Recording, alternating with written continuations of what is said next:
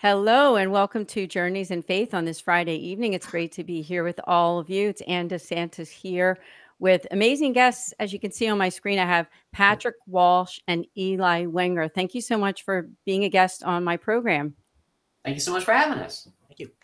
Yes. And so they are with Martha's Choice, providing food for the hungry in Montgomery County area, where I live in Pennsylvania. Why don't we just start out with just tell us a little bit about Martha's Choice? We are going to delve into a little bit of your journey in faith too. But Patrick, maybe you could just tell us a little bit about Martha's Choice. Sure. Martha's Choice Marketplace operates out from Catholic Social Services. We're the largest food pantry in Montgomery County. And our mission is to build community through access to healthy food. We have an amazing community of volunteers and staff members and partners from all across the greater Philadelphia area who come here because they care very much about other people and in their own ways bring really, really beautiful and valuable parts to loving other people. And in that, we receive a lot. We receive a lot of love and joy and a lot of grace. So it's an amazing experience and an amazing group of people to do it with. Eli, is there anything you would add to that? Pretty much covered it. Yeah, we're a large food pantry, and the goal is to be able to kind of break down barriers between different folks, or at least that's part of the goal anyway. Obviously, we want to feed people, but within that is the opportunity to work alongside people that are oftentimes very different from you and different perspectives, whether it's political, economic situations, any number of different ways that we experience the world. We have a lot of different variations of that all coming together. And that can be an opportunity to learn and grow connections where you didn't think maybe that was possible. Well said. Thank you. And I should mention that I'm a board member with Catholic Charities Appeal in Philadelphia, and I've had the honor of visiting you and seeing what's going on at Martha's Choice. And I'm very impressed with the great work that you're doing to help those who are in need and just building those bonds in the community by offering wonderful food. I mean, this is high quality food too, which we are going to talk about at length. But since the show is called Journeys in Faith, we always do talk a little bit about, your faith journey. And, you are connected with our wonderful Archdiocese of Philadelphia doing work for the Catholic Church. Patrick, why don't we start out with you, a little bit about yourself and just anything that you want to share. Sure. Let's see. I've got a wonderful, very patient and loving wife and 4 kids. I think it was right around the time that we had our first child. Was a crazy time in our life, and I was teaching middle school, and my wife and I had both kind of fallen somewhat away from faith for various reasons, and but the process, I think, of raising very young children and then ultimately landing at this place was really transformative for us, and it at least called us back to a yearning for God, and we ended up going back to church. We were raised Catholic, and we were in this process of seeking God again, and that was interesting. It was interesting to enter into. It was something that we were doing together.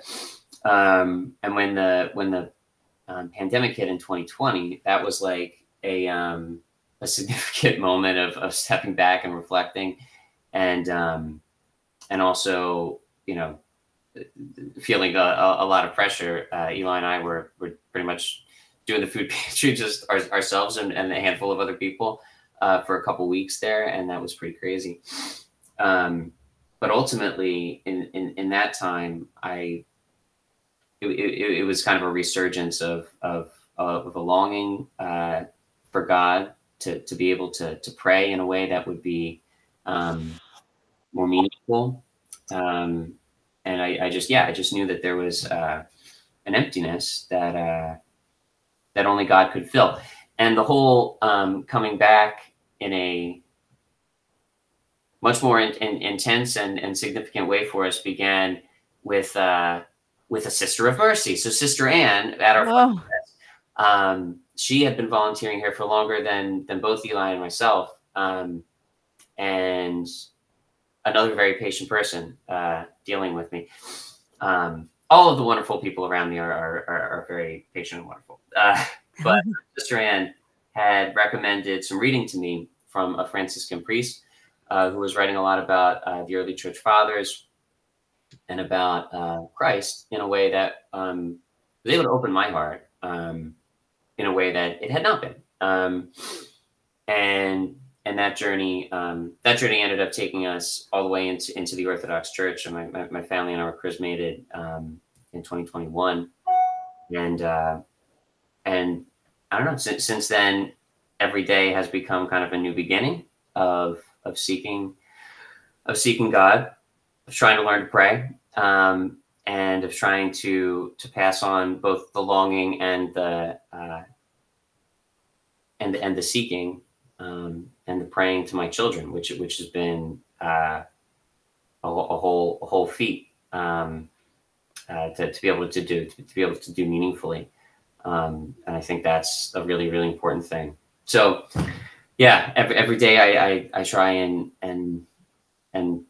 do better than the next. And it's not always the way it works, but it's a struggle, and we try. And it's beautiful because Martha's is a place where we're all seeking to love and to become open to grace together.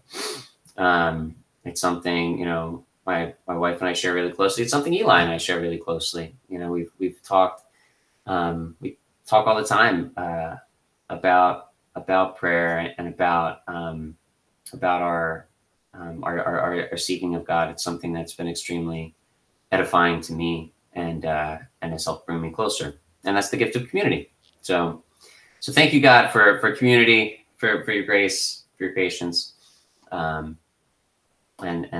for His great love. So yeah. wow. Thank you so much for sharing. What a beautiful faith journey.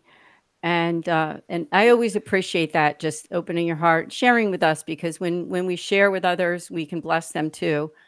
And sometimes you never know. I mean, it opens up people's hearts when they hear another person's journey. Mm-hmm. So Eli, anything that you want to share about your journey? Sure. I have a wonderfully loving and patient dog, and 2 cats. A little different. I was raised in a very non-religious family. Didn't come from any particular faith. Yet I had some experiences, you know, as a young adult that opened me up to, I don't know, something I struggled to language appropriately. You know, did my best to sort of understand, and over the years have drifted in and out of in terms of connection. Started working at Martha's, and to Patrick's point, we would have a lot of different discussions about kind of our I don't know, our interpretation of what this experience meant and how we experienced it. What I've come to, at least lately, is more of a where the work is really about understanding my relationship than trying to understand what I am in relationship to.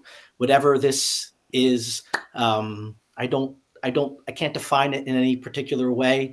But what I can do is do my best to be in an open relationship with it, and to try and let, you know, the best way I can describe it is my relationship with whatever this higher power that I experience is, has to do with my openness to love and being loved, and to the degree to which I can love others, and truthfully the degree to which I can allow myself to be loved, and trust in that love.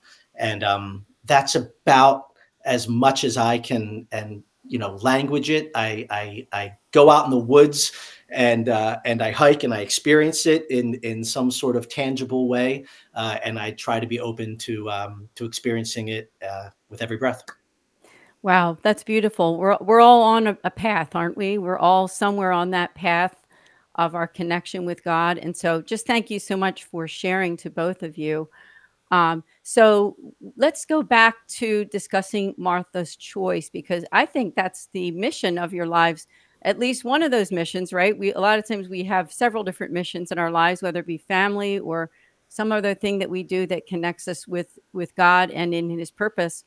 Um, can you give us, before we take our break, I'd love to hear just sort of how Martha's Choice came to be. Maybe we'll start out with you, Patrick. How it came to be.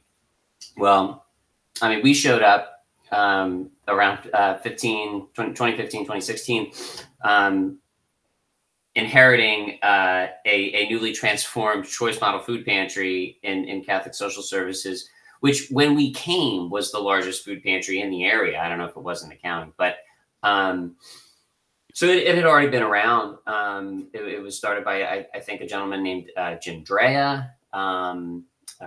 Liz Petteroff was the person that had hired me way back in the day, and given us all this wonderful opportunity. And volunteers from the parish here at St. Paul's, as well as many others, were here when we arrived, and we grew from there. And I think, for Eli and I, it was always the giving out of food, the serving of this immediate need. It's obviously super important and pivotal, and it's why we're here. But it was also a great excuse to have people come together and love one another in a way that really is transformative. It's not something that you can do without being seriously humbled and a little bit disassembled and reassembled in a really beautiful way. Just any kind of giving and service is if there's a becoming vulnerable, and then there's an openness to other people that's necessary in that. But to do it with a community of people over the course of time, and to serve people, coming from all over the place, that's definitely something that is really humbling, because you're going to make lots of mistakes, and you're going to learn things about yourself that you didn't want to learn, and that's an involved thing. But that's the path of dying to yourself, I guess, is probably not a bad way to put it. So it's been a big part of our experience. Awesome. And Eli, did you want to add anything to that in terms of the beginnings, and maybe even a little bit how you got involved? So the beginnings are, well, I think, a little murky, but there was a food pantry, and it was, a fairly, I don't want to say typical food pantry, but it was very much, here's your box of food, and that's about it. One of the things, my background is in music, and so I used to own a music venue called Steel City in Phoenixville, and Patrick used to play the open mics that we would have, and I was a musician as well, and we became friends. And when I sold the business in 2016, he thankfully asked if I needed a job, and I did, and so I started working with Patrick and doing this work, and the focus for me has always been, and this was the focus of Steel City, was very much bringing people together, into a community, and music can do that, and that's why I did that at Steel City.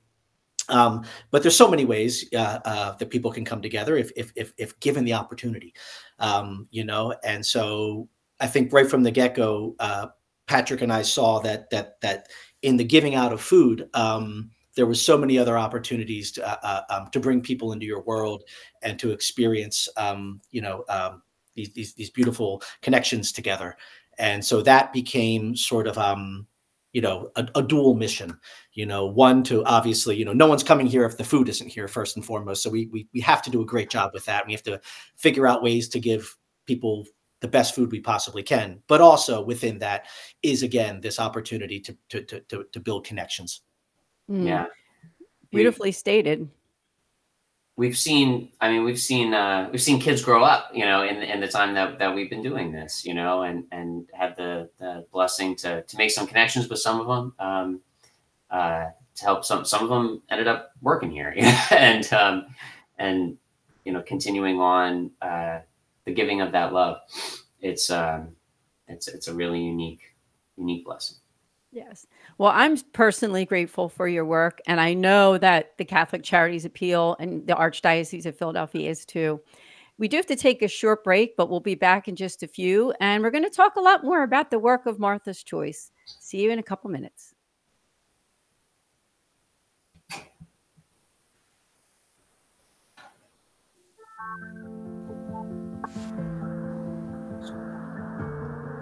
Dear sisters and brothers in Christ, this is Archbishop Perez with a special message recognizing the incredible work of the St. Raymond Nonnatus Foundation for Freedom, Family, and Faith. In 2015, its founders were inspired by the World Meeting of Families and the visit of Pope Francis to create a pastoral ministry in Philadelphia for the benefit of families facing relationship crisis. The foundation ministers to struggling families and individuals through a confidential prayer line, pastoral appointment with priests, retreats, and much more. I'm deeply grateful for the work of the St. Raymond Nonnatus Foundation. In a short time, it has already strengthened and sustained hundreds of families. For more information about this pastoral ministry, please visit the website on your screen and join me in praying for families throughout a local church. May God bless you abundantly.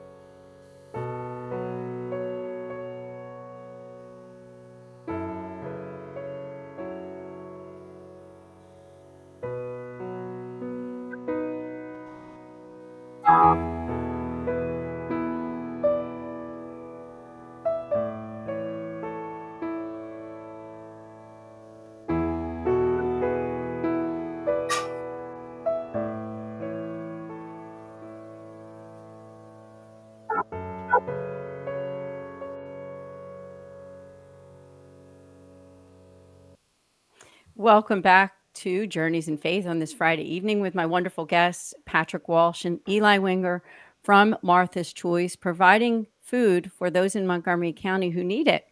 Not just food, community too, right? I mean, it's providing love, support, and what is needed most in our life is to be fed, right? I mean, so thank you. Thank you so much from me and also from the Catholic Charities Appeal, where I serve as a board member. Tell us now, at the end of the first half of the show, we talked about the beginning. So tell us what's going on right now at Martha's Choice that we should know about. Do you want to start, Eli? Sure. So there's, I guess there's a couple different aspects. You know, there's the need itself, and so right now, in terms of the dirty work of the food pantry, we are facing kind of the busiest time ever. When the pandemic hit, obviously a lot of people were thrown into all different situations they never expected, and our numbers, in terms of the families that we serve, went from between 600 and 700 families per month, as high as 2,800 families per month. So almost a quadrupling of need, almost overnight. That settled down just a little bit, for a brief period of time. And a lot of the COVID programs went away. But the numbers have steadily risen over the last 30 months or so, about 10% per month, pretty consistently, that we are back to facing kind of all-time highs almost on a monthly basis. And so the need is through the roof. The cost of utilities, housing in Montgomery County is incredibly expensive. So even working families, which is the majority of who we serve, these are working families, people working 1-2 jobs, can still not make ends meet because the cost of living is so high. And so we are seeing our numbers continue to rise, and we need all the support we can get. And we are blessed to have an amazing crew carry out this work with us. And so we're meeting that need, but if the need again continues to rise, we just are trying to be as ahead of the game as possible to try and meet it as it continues to rise.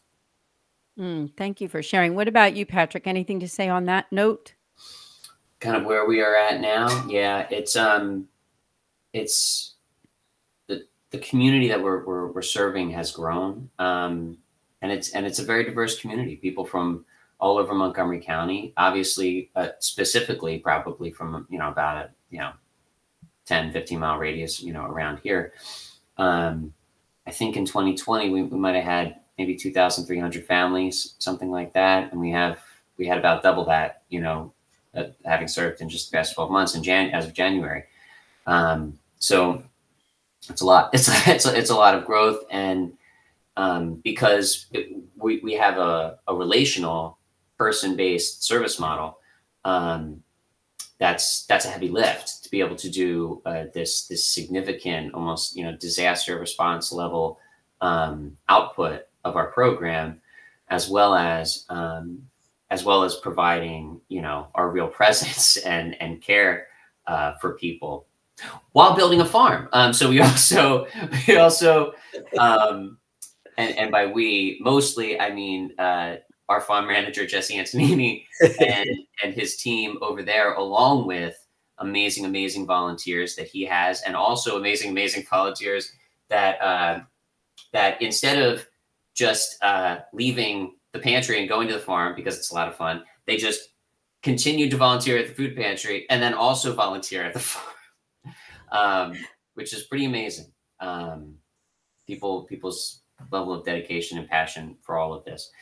At the former St. Gabriel's Hall, the Mitchell program over there, that was formerly kind of a very beautiful therapeutic program for adjudicated youth to be caring for animals, which is a really beautiful process of finding healing and peace. When that closed down, sadly, we had the opportunity to move in and start a farm over there, and now we've ramped up to the point that we grew and gave out almost 20,000 pounds this past growing season, which is amazing. Just an amazing level of growth and output, and it's just a beautiful place to be. We've got our guests get to go over there for different special events. We had an Easter egg hunt over there. We had an Earth Day event over there. Kids from other nonprofits in Norristown that don't really have access to a lot of green space and places like that. They go over and they've done their summer programs over there and just been able to frolic around and have a lot of fun and environmental education and enjoy themselves. So all of that is happening as well. So those are some point in time of where we're at. Wow, it's all great stuff. And as I said, I'm really blessed that I've been able to visit and see. And I love the fact that you're offering like really high quality food. That's very important to me and my family, is eating like that fresh food. So it's just great that you're not just giving them kind of like, food that really isn't something that anyone would want to eat, but something that's really like, wow, this is delicious food. This is great. This is healthy.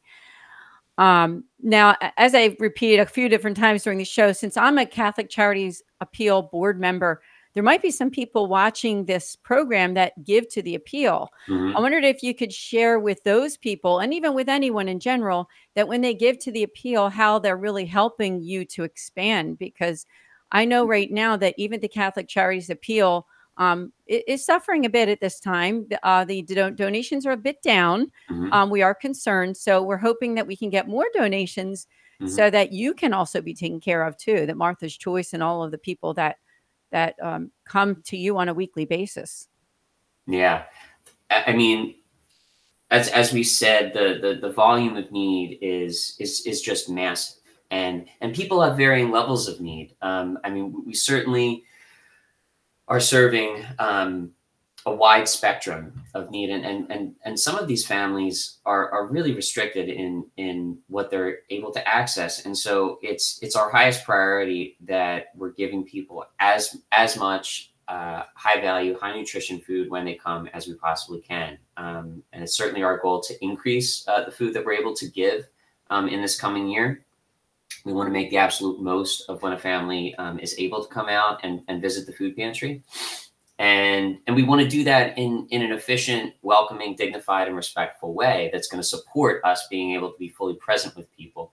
One of the ways that we did that is we brought in a bilingual engagement coordinator who is a native Spanish speaker. And so he's able to speak with our Spanish-speaking guests, of which there are many, in their native language, and provide them the same kind of welcoming atmosphere of, how are you doing? How are your kids? As we would with people that we can speak to in English.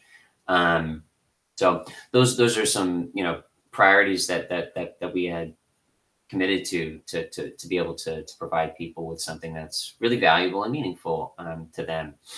And we want to, instead of being at the mercy of, what happens to be available from food banks, what happens to be available from the government, it's certainly our goal to be community funded, certainly through the Catholic Charities Appeal, through anything else anybody wants to do for us. We want to be funded with and by our community right here, and to be able to grow alongside the community of guests that we're serving, who also are almost half children. Of all of the Eli, is it 18,500 people that are in these 4,500 families, something like that? In 2023, yeah. Yeah. And 8,000 of them are children, which is a lot of children in need. And we want to do our absolute utmost for them. So we're trying to, expand our budget for food sourcing. We're also trying to expand our physical space. And we want to create a space that far into the future is going to be able to not only serve this need, this physical need with very high quality food, much of which we would like to grow locally in this area at the farm, but also be a place that has the freedom and the capacity to approach people with presence and love. St. John Chrysostom said, I don't know, roughly translated from whatever language he was writing in, that if you can't find Christ in the hungry person at the door, that you're never going to find him in the chalice. It's through love that we find God, and people need a lot of love. We all need a lot of love. I think that's something that equalizes us, and we find it here. Praise God. That's right. Thank you. I love that quote from St. John Chrysostom. So thank you. I'll hand it over to you, Eli, before we close out. Please share with us anything that you'd like to in terms of expanding on that last question. I think Patrick nailed it pretty well. I think the biggest challenge for us right now is this trying to meet this much need with as much presence as possible, and to be as inviting with people as we can, while also, sometimes having to work in such a manic state in order to simply do the most basic element of the job. That is our biggest challenge. We used to be a choice model, and that, Martha's Choice marketplace. The need has grown so much that there just isn't the space to both have the food and do a choice model. We need all the space that we actually have just in order to store enough food to meet this need. It's getting 50,000 pounds of food in every week and getting 50,000 pounds of food out every week. And it's that game. And we have an awesome pantry manager and staff that makes that happen. So we have to be very creative in terms of how we can still bring people into our work. And so we have an employee, Amika, who's been doing a lot of different kind of community-based programs. Different guests will bring recipes to Amika. They'll cook them together and give them out to all the guests that come. So it's ingredients that are found at the pantry, cooked with guests, their recipes, and then given out to, these are ways to kind of bridge, that barrier that sometimes can get lost when you're doing a drive-through model. We have a program called Helping Hands, where people can kind of share stories of friends or neighbors or family members that have opened their hearts and helped them through difficult times, and we share them, on social media, and we share them in the pantry. And so trying to be creative about, breaking down those walls in new ways that aren't as easy to do, again, in a drive-through operation. And all these things, are happening simultaneously, and it's every day you're kind of having to reinvent your approach in a certain kind of way to meet the new need. But again, and the Awesome Sauce podcast. Yeah. Oh, and the Awesome Sauce podcast. We have a podcast. It's on the website, marthaschoicemarketplace.com. So is Helping Hands and other programs. Yeah, we have published 2 of the Awesome Sauce podcasts, and there's more coming. Oh, that's so great. I'm glad that you mentioned that, because before we end, I definitely want to draw them to your website. Again, marthaschoicemarketplace.com. And, I'm sending this show out on an email blast too. You can always connect with me if you need to get in touch or, find out more. I can connect you with Patrick or Eli. And so I just want to thank you both so much. And I encourage everyone to give too. Remember that when you give to Martha's Choice Marketplace, that money is being used to help others. It is being used for food and their expansion. So visit the website. You can also give, of course, to the Catholic Charities Appeal at catholiccharitiesappeal.org. You can even select that you wanted to go to Martha's Choice Marketplace if you want that destination to go directly there. So I just want to thank you both so much for being a guest on this show. Thank you so much for having us. We really appreciate it. We'll have to do a catch-up show too at some point in the future. But God bless you both. And to all of you, we are the first and third Friday of every month on the Anne DeSantis YouTube channel and on Facebook at Journeys in Faith with Anne DeSantis. If you would subscribe, and please share this show so that other people can learn about the wonderful work of Martha's Choice. We'll see you next time. God bless. Thank you so much. Thank you.